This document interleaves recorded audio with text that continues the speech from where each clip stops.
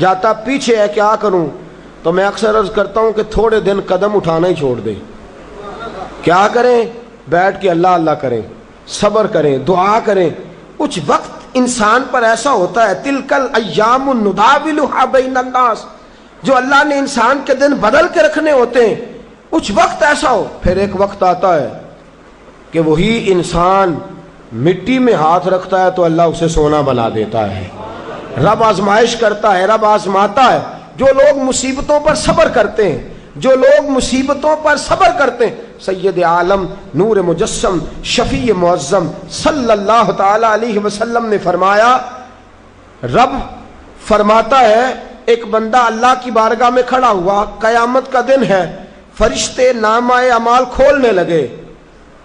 اللہ نے فرمایا فرشتوں تمہیں پتہ ہے میں نے اسے دنیا میں بڑے دکھ دیے تھے، اس پر بڑی آزمائشیں آئی تھیں، اس نے زندگی بڑی تکلیف میں گزاری تھی، تمہیں خبر ہے؟ یا اللہ ہم جانتے ہیں بڑا صابر ہے، بڑا صابر ہے، اس نے صبر کے ساتھ وقت گزارا، صبر کے ساتھ اپنے اوقات کو طے کیا. رب فرماتا ہے جو اتنا صبر کرے میں اس کا نامہ اعمال ٹٹولوں. اس کا نامہ اعمال کھولتے ہوئے مجھے شرم آ رہی ہے، سارا کچھ لپیٹ دو اور بغیر حساب کتاب اسے جنت میں داخل کر دو.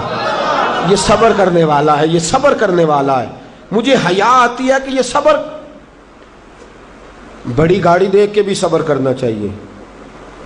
اگر موٹر سائیکل ہے نا تو بڑی گاڑی دیکھ کے ذرا، اور جس کے پاس بڑی گاڑی ہے نا وہ بھی ذرا موٹر سائیکل والے کو ہارن تھوڑے ہی دے، وہ بھی ذرا صبر کرے، اس لیے کہ اس کو مل گئی ہے تو کوشش سے نہیں ملی، خدا کے فضل سے ملی ہے. دونوں ذرا صبر کا مظاہرہ کریں. وہ بڑی گاڑی والا ہارن پہ ہارن بجایا جاتا ہے، کہتا ہے یہ موٹر سائیکل والے کو تو عقل ہے ہی نہیں، یہ تو رستہ دیتا ہی نہیں، وہ یہ کہہ رہا ہے. اور گزرا ہے تو موٹر سائیکل والا کہتا ہے اللہ نے تجھے دے دیا گاڑی، تو تیرا دماغ بڑا اونچا ہو گیا ہے، تیرے پاس نہ ہوتی تب میں تجھ سے پوچھتا. اب دونوں ہی شکوہ کر رہے ہیں، دونوں ہی گلہ کر رہے ہیں، دونوں ہی شکایت کر رہے ہیں. دونوں کو صبر کرنا چاہیے، دونوں کو اطمینان سے رہنا چاہیے. جب انسان کے وجود میں صبر آ جاتا ہے، جب اس کو صبر نصیب ہوتا ہے. بڑی خوبصورت حدیث، بڑی بخاری شریف میں موجود ہے، اور صاحب عمدۃ القاری حضرت مفتی شریف الحق صاحب رحمۃ اللہ تعالی علیہ فرماتے ہیں بخاری شریف کی یہ حدیث ایسی ہے جسے میں جب بھی پڑھتا ہوں میں چوم لیتا ہوں. اس حدیث کو میں فرماتے ہیں لفظوں کو میرا پڑھنے کو بھی دل کرتا ہے اور چوم لینے کو بھی دل کرتا ہے. حدیث کیا ہے؟ رسول کریم صلی اللہ تعالی علیہ وسلم نے فرمایا، رب فرماتا ہے ایک بندہ ہے اس کو میں نے آنکھیں نہیں دی، اس کو میں نے آنکھیں نہیں دی، اندھا ہے، پیدائشی اندھا ہے یا بعد میں کسی وجہ سے ہو گیا، وہ بینا نہیں ہے، نابینا ہے، اس کے پاس آنکھیں نہیں، لیکن اس نے زندگی بھر صبر کیا، اس نے زندگی بھر صبر کیا. صبح قیامت وہ کھڑا ہوا تو رب کریم نے فرشتوں سے فرمایا فرشتوں اس کو میں نے آنکھیں نہیں دی، بیچارہ نہ بیٹی دیکھ سکا، نہ بیٹا، نہ باپ دیکھ سکا، نہ ماں، یہ کوئی دنیا کا نظارہ نہیں کر سکا، تم بتاؤ اس کا اجر کیا ہے؟ فرشتے کہتے ہیں مولا جنت کا اعلیٰ درجہ دے دے، اللہ اسے بے حساب بخش دے، یا اللہ اس پر رحمتوں کے دروازے کھول دے، یا اللہ اس کو نواز دے. تو رب فرماتے اس نے ساری زندگی بغیر آنکھوں کے صبر کیا ہے، اسے صرف جنت نہیں ملے گی بلکہ آج اسے اس کا رب اپنا دیدار بھی کرائے گا. فرمایا جو اندھا ہو، نابینا ہو، اور پھر وہ صبر کرے اور استقامت کے ساتھ رہے، شکوہ نہ کرے، گلہ نہ کرے، فرمایا قیامت میں لوگ جنت کے نظارے کریں گے اور یہ اللہ کا دیدار کرے گا، اس کو رب کریم کے جلوے دکھائے جائیں گے. اس لیے کہ یہ صابر رہا، یہ شاکر رہا، یہ اللہ تبارک و تعالیٰ کی عطا پہ راضی رہا، یہ رب کائنات کی دی ہوئی آزمائشوں پر ہمیشہ استقامت کے ساتھ ڈٹا رہا. صبر کا معاملہ تو بالکل ہمارے ہاتھ سے نکل گیا. اور میں جب تجزیہ کرتا ہوں، غور کرتا ہوں تو ہمارے جھگڑوں کی بنیاد ہی صبر ہے. حسد صبر کی وجہ سے، اگر صبر نہیں تو حسد پیدا ہو جائے گا، اس کو اللہ نے دے دیا تو مجھے کیوں نہیں دیا. اب اگر صبر کرتا، جو اللہ نے دیا ہے اس پر یہ صبر کرتا تو حسد کی لعنت سے بچ جاتا.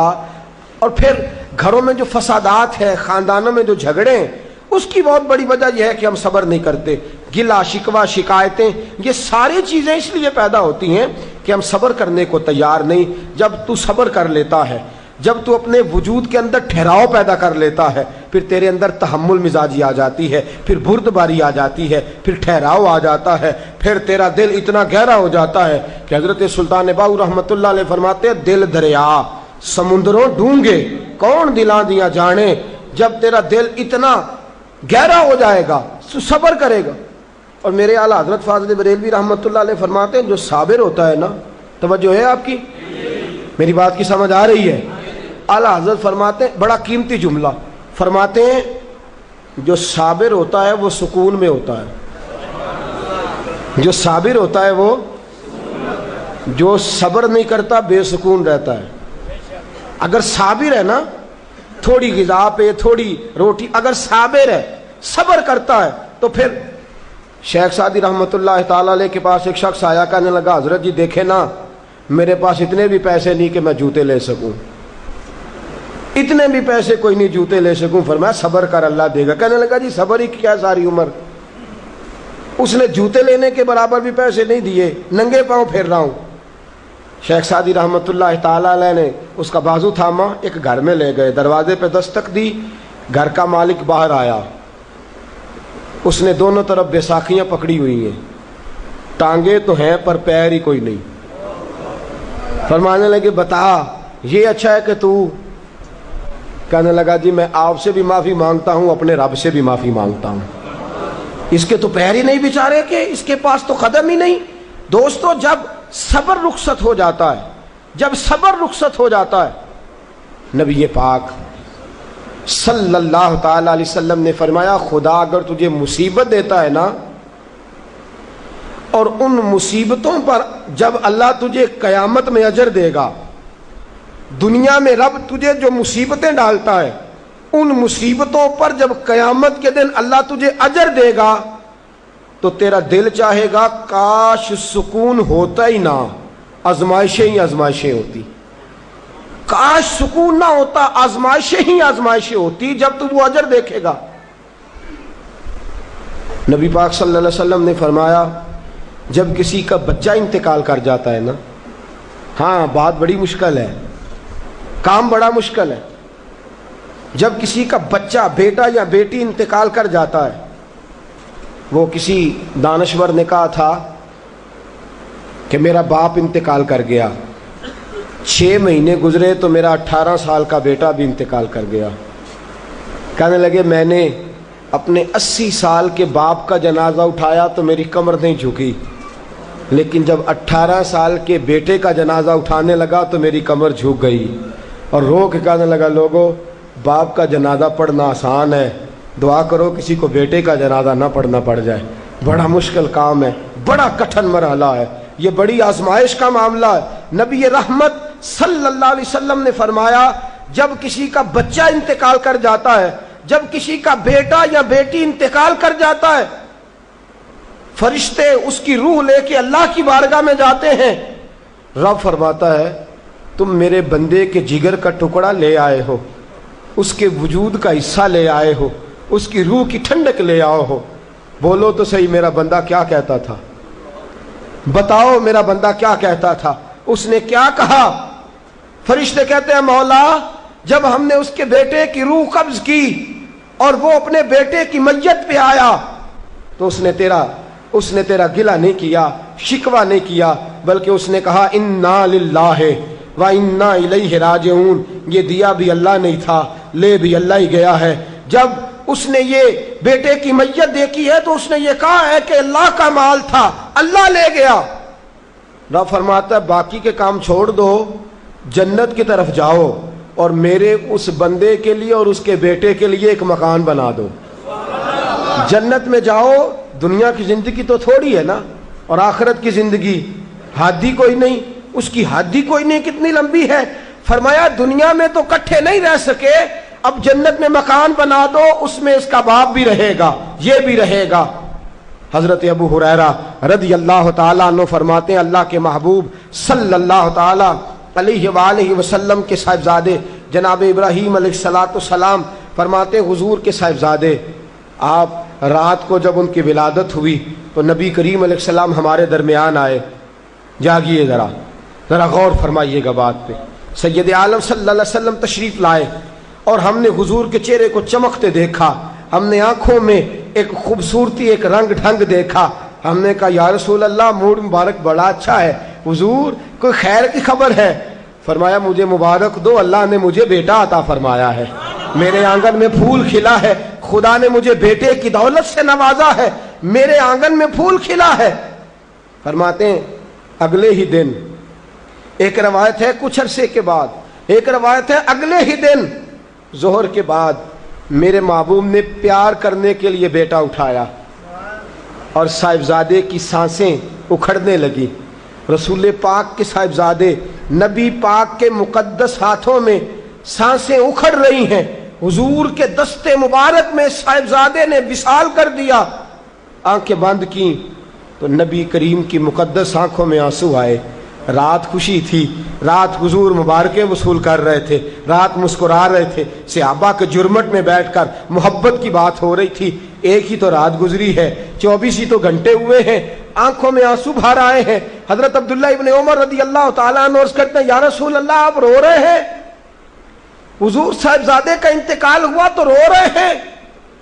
نبی رحمت صلی اللہ تعالیٰ علیہ وسلم نے فرمایا عبداللہ دل میرا غمزدہ ہے، آنکھوں میں آنسو ہیں، پر میں اپنی زبان سے وہی جملے کہوں گا جس سے میرا اللہ راضی ہوگا. میں کوئی بے صبری والی بات نہیں کروں گا، میں کوئی ایسا جملہ نہیں کہوں گا جس سے میرا خدا ناراض ہو جائے. اگرچہ میرا دل غمزدہ ہے، اگرچہ میں پریشان ہوں، اگرچہ میری آنکھیں آنسو بہا رہی ہیں، یہ محبت کی علامت ہے، یہ پیار کی علامت ہے. لیکن فرمایا میری زبان سے کوئی کسی کے ہاں میت ہو جائے تو آنسوؤں سے رونا محبت کی علامت ہے. اگر آنسو آتے ہیں نا تو یہ تو محبت ہے. حضرت عثمان بن مظعون رضی اللہ تعالیٰ عنہ کا وصال ہوا تو اللہ کے محبوب کی آنکھوں میں آنسو آئے. سیدہ عائشہ صدیقہ رضی اللہ تعالیٰ عنہ نے کہا یا رسول اللہ آپ روتے ہیں؟ فرمایا یہ آنسو محبت کی علامت ہے. خدا کو بین کرنا ناپسند ہے، شور کرنا ناپسند ہے، باتیں کر کر کے رونا، شور کرنا، آہوزاری کرنا، ماتم کرنا، فرمایا یہ چیزیں خدا کو پسند نہیں. شور کرنا بالخصوص خواتین اس بات پہ ضرور توجہ کریں، اس کی باتوں کا تذکرہ کر کر کے رونا، اونچی اونچی آواز میں بیان کرنا اور بار بار تڑپ تڑپ کے کہنا کیا بنے گا، کہاں جائیں گے، کیسے گزر اوقات کریں گے، یہ جملے کہنا اللہ کے رسول کو اتنا ناپسند ہے، اتنا ناپسند ہے کہ نبی پاک صلی اللہ علیہ وسلم نے فرمایا جو عورت میت پر بیان کرتی ہے یا جو شخص ماتم کرتا ہے، فرمایا وہ تو میری امت میں ہی شامل نہیں ہے. فرمایا میں تو اس کو شامل ہی نہیں سمجھتا. لیس منی، وہ ہم میں سے نہیں ہے. صبر کرے، صبر کرے، ٹھہر جائے، اللہ کی رضا پہ راضی ہو جائے، قضا پہ راضی ہو جائے، جھک جائے خدا نے. اتنا شور کرنا، اتنی آہوزاری کرنا، اور معاذ اللہ بعض اوقات تو کفریہ جملے بولے جاتے ہیں، کفریہ جملے بولے جاتے ہیں. انتقال ہو گیا، تبھی موت چلا گیا، ہارٹ اٹیک سے انتقال، تو کہتے ہیں ہم پہ ظلم ہو گیا ہے. معاذ اللہ آپ اللہ کو ظالم کہہ رہے ہیں، خدا کو ظالم کہہ کے کفر کٹھا کر رہے ہیں. کفریہ فکرے بولے جاتے ہیں. معاذ اللہ تعالیٰ ثم معاذ اللہ ایسی باتیں کی جاتی ہیں جو شریعت اسلامیہ میں سخت سزا کی مستحق ہیں. صبر کرنا، حوصلہ کرنا، آنسوؤں سے رونا، اپنے دل کے اندر محبت رکھنا، لیکن کبھی بھی کسی موقع پر بھی اپنی زبان سے گلہ کرنا، شکوہ کرنا، شکایت کرنا، کسی بابت کوئی بات بھی کرنا، دوستو یہ شریعت اسلامیہ میں جائز نہیں. صبر کریں، صبر کا پہاڑ بن جائیں. ان اللہ مع الصابرین، اللہ صبر کرنے والوں کے ساتھ ہے، اللہ صبر کرنے والوں کو جزا دیتا ہے. اور حضور نے فرمایا جب بھی تم پہ کوئی مصیبت آئے، الذین اذا اصابتہم مصیبہ قالوا انا للہ وانا الیہ راجعون، جب بھی کوئی مصیبت آئے پڑھا کرو انا للہ وانا، صرف فوتگی کے وقت نہیں، صرف فوتگی کے وقت نہیں، جب بھی کوئی مصیبت آئے کیا پڑھنا ہے؟ انا للہ وانا الیہ. اور یاد رکھیے مصیبتیں اللہ کے پیاروں پر آتی ہیں. 500 سال فرعون نے دعویٰ خدائی کیا ہے معاذ اللہ، 300 سال فرعون کا حال یہ تھا کہ ننگے پاؤں کانٹوں پہ چلتا تھا اور اس کے پیر میں کانٹا بھی نہیں چبھتا تھا. فرشتے کہتے ہیں یا اللہ یہ کیا ہے؟ وہ تو اور ڈٹ جائے گا کہ میں خدا ہوں. فرمایا مہلت دے رہا ہوں.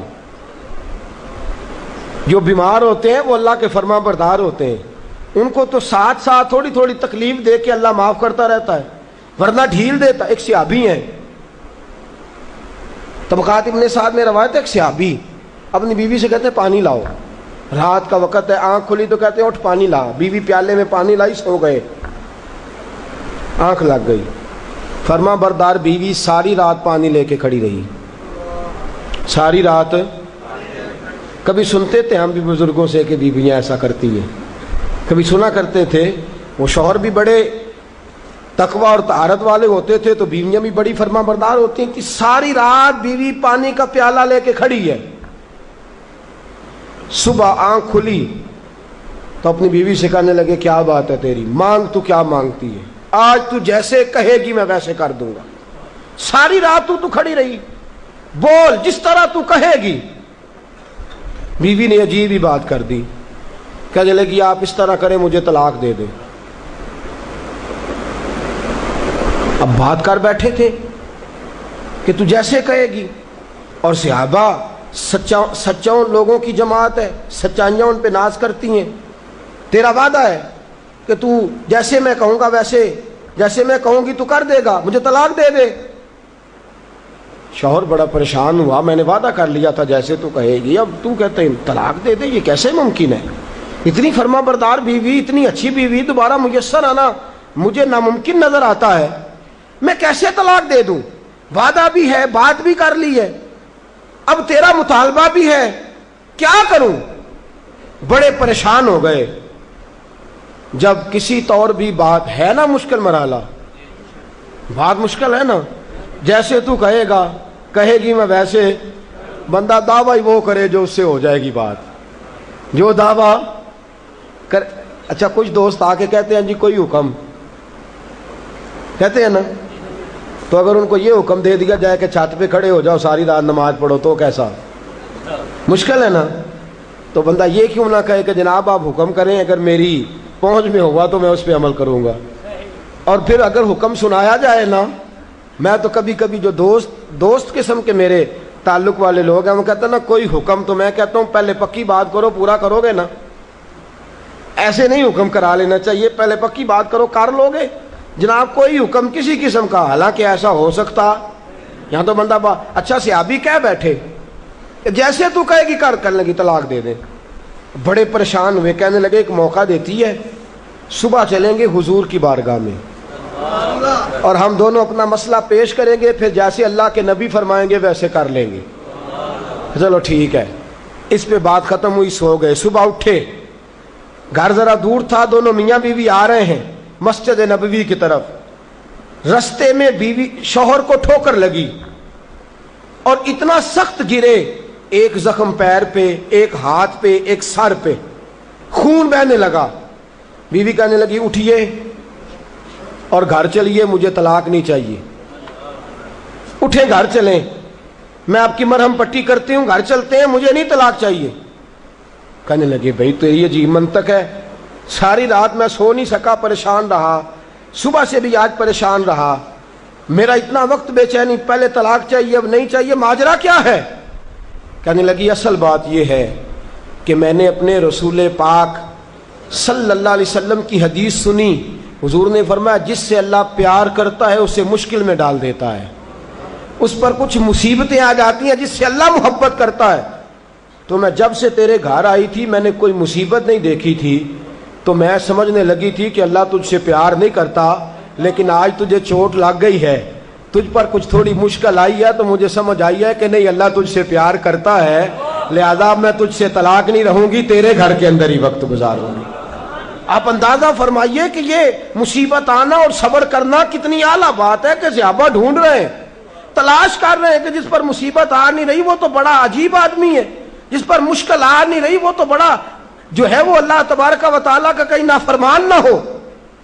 حضرت ام سلمہ رضی اللہ تعالیٰ عنہ فرماتی ہیں, میرے شوہر حضرت ابو سلمہ رضی اللہ تعالیٰ عنہ بڑے شفیق، بڑے مہربان، بڑی اچھی طبیعت والے، بڑا پیار کرنے والے، خیال رکھنے والے. فرماتے میں سمجھتی تھی مدینے کی سب سے سکھی عورت میں ہوں. ان کا طریقہ یہ تھا کہ مسجد سے جب واپس آتے نا تو جو نبی کریم صلی اللہ علیہ وسلم سے سن کے آتے آ کے مجھے بھی سناتے، جو سن کے آتے آ کے مجھے بھی. اچھا ترقی مل جائے اگر تو گھر جا کے ہم بتاتے ہیں کہ نہیں جی؟ ہاں ایک بات کئی دفعہ نہیں بتاتے، اگر تنخواہ بڑھ جائے تو اس میں کئی دفعہ کوتاہی کرتے ہیں. وہ نہیں بتاتے گھر اس لیے کہ ہمیں پتہ ہے اگر ہم نے تنخواہ بڑھانے کا بتایا تو ادھر سے خرچہ بھی بڑھ جائے گا، لہذا یہ کبھی کبھی ہم کوتاہی کرتے ہیں. لیکن بہرحال اپنی ترقی ضرور بتا دیتے ہیں کہ میری ترقی ہو گئی ہے، یہ اتنا ضرور ہم بتا دیتے ہیں. اچھا یہ ساری باتیں اگر ہم بتاتے ہیں اور پھر اور بھی کئی قصے گھر جا کے سناتے ہیں، آج دفتر میں یہ شغل ہو گیا، یہ بات ہو گئی، سناتے ہیں بات. اور یہ بری بات بھی نہیں ہے، گھر والوں کے ساتھ جا کے خوش طبی کرنا اور گھر کے اندر کا ماحول خوشگوار رکھنا یہ حضور علیہ السلام کی سنت ہے. لیکن یہ جو ہم حدیث سنتے ہیں، فرمان سنتے ہیں، قرآن و سنت کی بات سنتے ہیں، یہ بھی ہمیں گھر جا کے سنانی چاہیے. صحابہ جو سن کے آتے تھے گھر جا کے یہ کام بھی کرنا چاہیے، یہ بھی صحابہ کی سنت. نبی پاک صلی اللہ تعالی علیہ وسلم کے صحابی حضرت ابو سلمہ رضی اللہ تعالیٰ عنہ کی عادت ہے گھر جاتے اور جو حضور سے سنا گھر جا کے سناتے. آج آئے تو حضرت ام سلمہ رضی اللہ تعالیٰ عنہ فرماتی ہیں، آگے کہنے لگے آج میں نے بڑی پیاری حدیث حضور سے سنی ہے، تو بھی یاد کر لے. کہا وہ کون سی؟ کہا اللہ کے رسول صلی اللہ علیہ وسلم نے فرمایا جس پر کوئی مصیبت آئے اور وہ کہے انا للہ وَإِنَّا إِلَيْهِ رَاجِعُونَ، اور پھر یہ دعا مانگے کہ یا اللہ یہ جو تو نے مجھ سے چیز لی ہے مجھے اس کا بہتر نعم البدل عطا فرما. اِنَّا لِلَّہ پڑھے اور کہے یا اللہ جو دیا ہے اس کا بہتر نعم البدل دے. حضور فرماتے ہیں اللہ جو چیز لی ہوگی اس سے بہتر چیز اسے عطا فرما دے گا. یہ حدیث گھر جا کے سنائی. حضرت ام سلمہ کہتی ہیں میرا چراغ بھی بجھ جاتا تو میں پڑھ دیتی اِنَّا لِلَّهِ وَإِنَّا إِلَيْهِ رَاجِعُونَ. میں نے وظیفہ پکا لیا، میں اس پہ مکمل طور پر استقامت کے ساتھ عمل کرنے لگی. فرماتی ہے مجھ پر ایسی مصیبت آئی جو میرے لیے بڑی مشکل ہو گئی. میرے شوہر حضرت ابو سلمہ انتقال کر گئے. فرماتی ہیں میں نے پڑھا انا للہ وانا الیہ راجعون. میں نے کہا یا اللہ مجھے بہتر نعم البدل عطا فرما. فرماتی ہیں پڑھ تو لیا، حضور کے فرمان پر یقین بھی تھا، لیکن دل میں خیال تھا کہ ابو سلمہ سے اچھا شوہر تو مجھے مل ہی نہیں سکتا، اس سے زیادہ دھیما تو مجھے مل ہی نہیں سکتا. اور فرماتی ہیں پھر میں سوچتی تھی اب میری عمر بھی جوانی کے نہیں، بڑھاپا آ گیا ہے، رنگ بھی گورا نہیں، بچے بھی میرے پاس ہیں، کیسے بہتر نعم البدل ملے گا. اور دوسری جانب حضور کی حدیث ہے کہ اگر تم مصیبت کے وقت پڑھو گے انا للہ وانا الیہ راجعون، مصطفیٰ کا فرمان بھی بدل نہیں سکتا. جو دن کو کہہ دیا دن ہے تو دن نکل آیا، جو شب کو کہہ دیا شب ہے تو رات ہو کے رہی. خدا نے ان کی زباں کو وہ اختیار دیا جو نکلی منہ سے ان کے وہ بات ہو کے رہی. یہ تو ہو نہیں سکتا کہ حضور فرمائے اور ایسا ہو نہ. فرماتی ہیں پڑھ بھی لیا، عدت کے دن مشکل سے گزارے، عدت ختم ہوئی، میرے دل میں حدیث بھی ہے کہ حضور نے فرمایا اللہ بہتر نعم البدل دے گا. اور دوسری جانب یہ بھی ہے کہ ابو سلمہ سے اچھا شوہر نہیں مل سکتا. فرماتی ہیں لوگوں حضور کے فرمان پر قربان جاؤں اور مصطفیٰ کریم کی حدیثوں کے نثار جاؤں. مجھے تو اس وقت پتا چلا جب اللہ کے رسول نے پیغام بھیجا کہ میں تیرے ساتھ نکاح کرنا چاہتا ہوں. جب اللہ کے رسول نے پیغام بھیج دیا کہ میں نکاح کرنا چاہتا ہوں.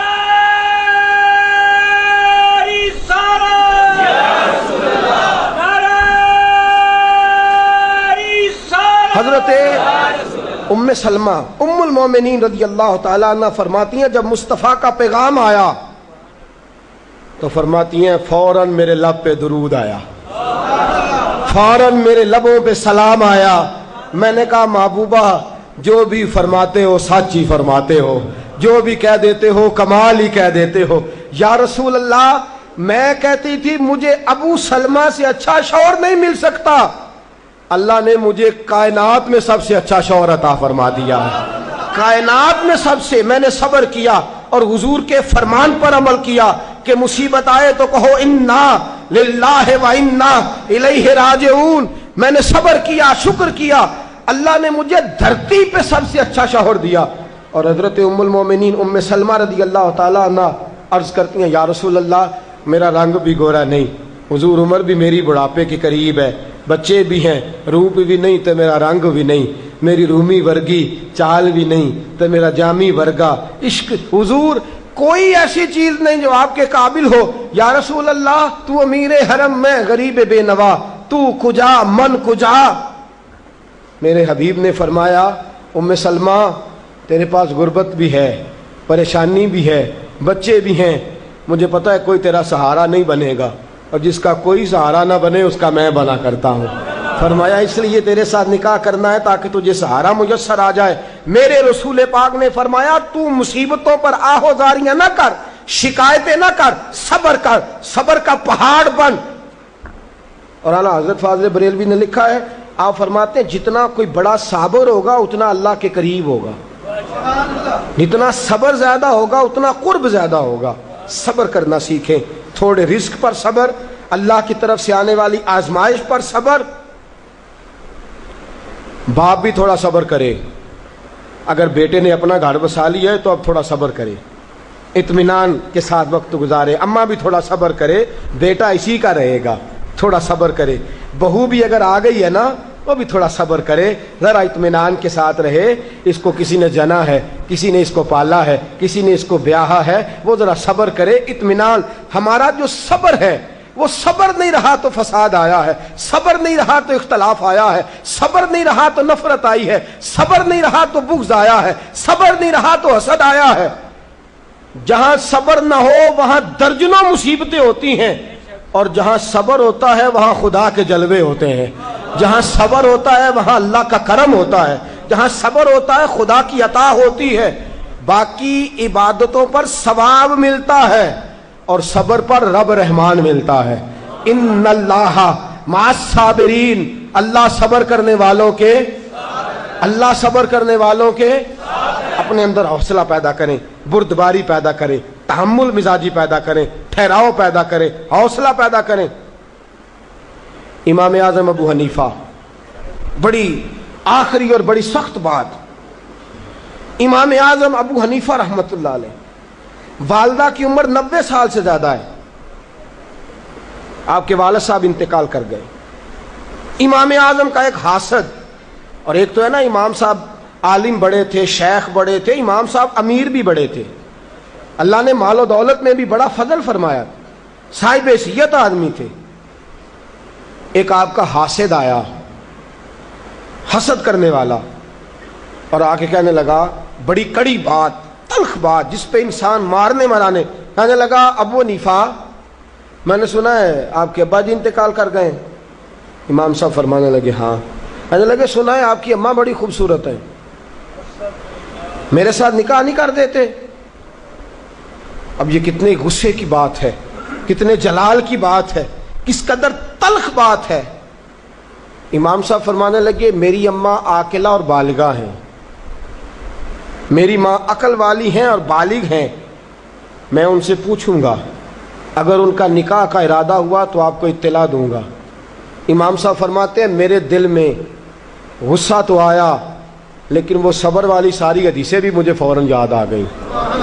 فرماتے ہیں میں نے فوراً صبر کر لیا اور میں نے کہا اماں عاقلہ بالغہ ہے، پوچھوں گا، اگر ان کا نکاح کا ارادہ ہوا تو آپ کو اطلاع دوں گا۔ کہتے ہیں یہ کہہ کے میں نے اپنے دل میں کہا مولا اتنے لمبے بھی امتحان نہ لیا کر، کوئی ماں کے بارے میں صبر کیسے کرے، کوئی باپ کے بارے میں صبر کیسے کرے، یا اللہ اتنے دل میں کہا لیکن مولا میں نے تیری رضا کے لیے صبر کر لیا ہے اور میں نے حوصلے کا دامن نہیں چھوڑا۔ امام صاحب اٹھے، ابھی چند قدم آگے بڑھے تھے کہ وہ آدمی تڑپنے لگا، اتنا تڑپا کہ اس کی روح پرواز کر گئی۔ لوگ کہنے لگے امام صاحب اسے کیا ہوا؟ کہنے لگے ابو حنیفہ کے صبر نے اس کی جان لے لی ہے، ابو حنیفہ کے صبر نے اس کی۔ فرمایا اتنا صبر کر، اپنے مخالف کے مقابلے میں اتنا صبر کر، اتنا صبر کر، اتنا صبر کر کہ اس کی جان ہی لے لے۔ تو صبر کرے گا تو اللہ تیرے ساتھ ہو جائے گا۔ امام صاحب فرماتے ہیں وہ انتقال کر گیا تو فوراً میں نے کہا یا اللہ تیرا فرمان سچا ہے، ان اللہ مع الصابرین، واقعی تو میرے ساتھ ہے، میں نے صبر کیا تو ساتھ ہے۔ یا اللہ میں نے سزا نہیں دی، میں دیتا بھی تو تھپڑ مار لیتا، میں دیتا بھی تو سر پھوڑ لیتا، میں دیتا بھی تو ٹانگ پہ مار لیتا، جان تو نہیں نہ لے سکتا تھا، لیکن میں نے صبر کیا، رب میرے ساتھ ہوا تو اللہ نے اس کی جان ہی نکال ڈالی۔ ابو حنیفہ کے صبر نے اس شخص کی جان لے لی۔ صبر کیجئے، صبر کیجئے، صبر کیجئے، جس کے پاس صبر کا دامن آ گیا وہ انسان کامیاب ہو گیا، اس کو خدا کی معیت نصیب ہو گئی، اس سے اللہ کا قرب میسر آ گیا۔ اور جو بے صبر ہے وہ بے سکون ہے، جو بے صبر ہے وہ لڑائی کرے گا، حسد کرے گا، جھگڑا کرے گا، بغض رکھے گا، بڑا کچھ کرے گا۔ اعلیٰ حضرت فاضل بریلوی کو خط آئے، کسی میں گالیاں لکھی ہیں، کسی میں کچھ لکھا ہے۔ آپ کے ایک مرید تھے حضرت ملک العلماء مولانا ظفر الدین صاحب بہاری رحمۃ اللہ تعالی علیہ، کہنے لگے حضور میں ان لوگوں پہ مقدمے کروں گا انہوں نے آپ کو گالیاں دی ہیں۔ اعلیٰ حضرت فرمانے لگے میری فلاں الماری سے خط نکال کے لاؤ۔ اس میں سے خط نکال کے لائے تو لکھا تھا کہ آپ تو بہت بڑے امام ہیں، آپ تو مجدد ہیں، آپ تو غوث اعظم کے نائب ہیں، آپ کی کیا بات ہے؟ فرمانے لگے جنہوں نے میری تعریفیں کی ہیں پہلے ان کو جائیدادیں تقسیم کرو نا، جنہوں نے تعریفیں کی ہیں پہلے ان میں جائیدادیں بانٹو، اور پھر جو میرے مخالف ہیں ان پر مقدمے کر لینا۔ آنے لگے حضور جائیدادیں تو ہم نہیں بانٹ سکتے۔ فرمانے لگے پھر مجھے صبر کرنے دو، مجھے امید ہے میں صبر کروں گا تو اللہ مجھے زیادہ اجر عطا فرمائے گا۔